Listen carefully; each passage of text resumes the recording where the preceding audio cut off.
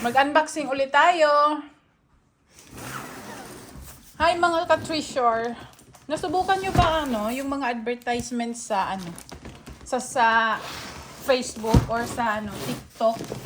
Mayroong less sugar sa na rice cooker. Yung sabi nila doon na maganda daw, healthy daw yung health, ewan ko kung healthy. Healthy daw yung ibibigay na resulta ng rice cooker na to kasi daw ang nakalagay is less sugar. So dahil may sakit yung asawa ko, ay hindi naman sakit, yung high blood, common na sakit. Sakit ng mga matatanda. Ito yung brand, Joyoung. So talagang binili ko siya sa halagang $299 para lang makatikim ng ang laki sobrang laki niya para masubukan namin. Ayan, ito yung tsura niya, ang ganda, ang cute niya, but sobrang bigat niya. Para ito nagagamitin ko para yung asawa ko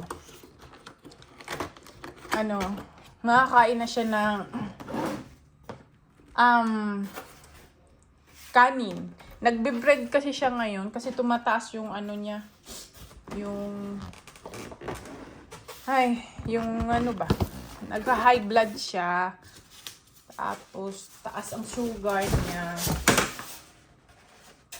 Tapos may nakita kasi kaming advertisement na rice cooker.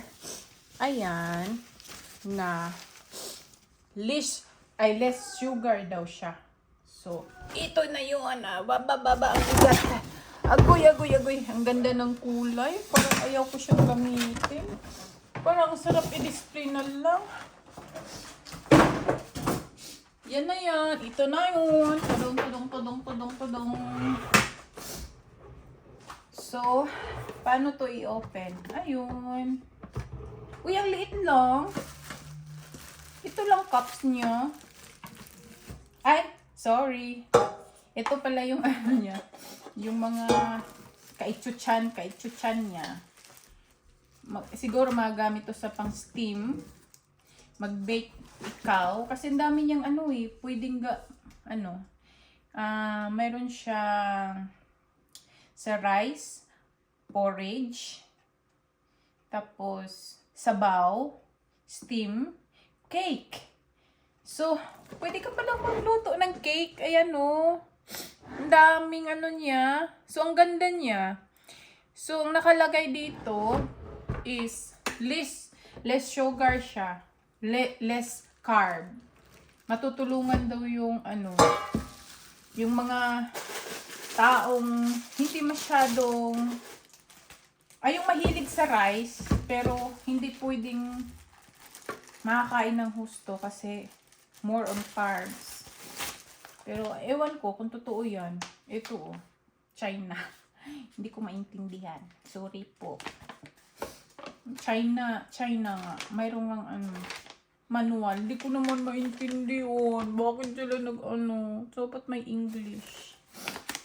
Ayan. Pakita ko sana sa inyo na yung nakalagay na less carb.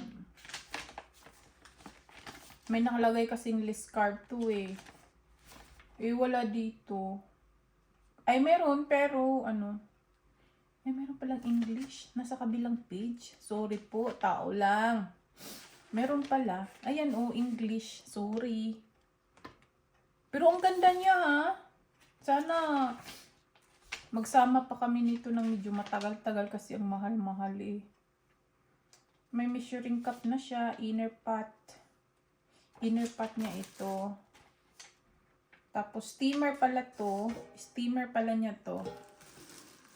Kung gamitin mo siyang pang steam, lagyan mo lang ng tubig yung inner part ng lutuan. Ayan. Papakita ko sa inyo yung nakalagay na paano siya naging less carb? Totoo kaya to? Please comments naman baka bis makatulong siya na makatulong sa mga taong ayaw ng kumain ng sobrang carb. Saan ba?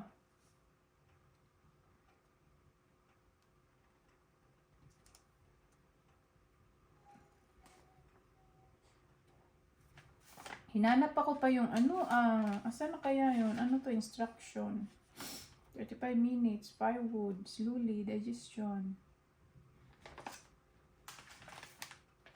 Body, inner, temperature, before.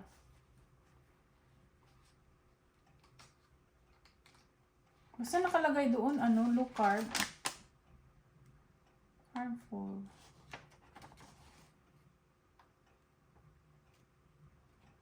Naalala ko kasi sarili ko nung nabuntis ako sa sa baby ko.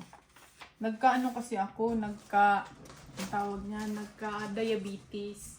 Ngayon, gusto ko talagang kakain ng kanin. Ang problema, pag nasubranahan sa kanin, saka nasubrahan ka sa mga carbs, doon ang hirap. Kasi, yung yung insulin ko, ginawa na nilang instead of tablets lang, ginawa ng injection. So, nag-i-inject ako nung nagbuntis ako. Sana, kung alam ko lang, if mayroon palang yung ganito, na less sabi less sugar daw ang ibibigay sa yung luto na kanin. Less carb, ganun, less carb. Kung alam ko lang, tinry ko lang ko sana. Pero itatry ko pa din. Ngayon, baka hindi pa huli ang lahat. Yan lang po. Thank you. Bye.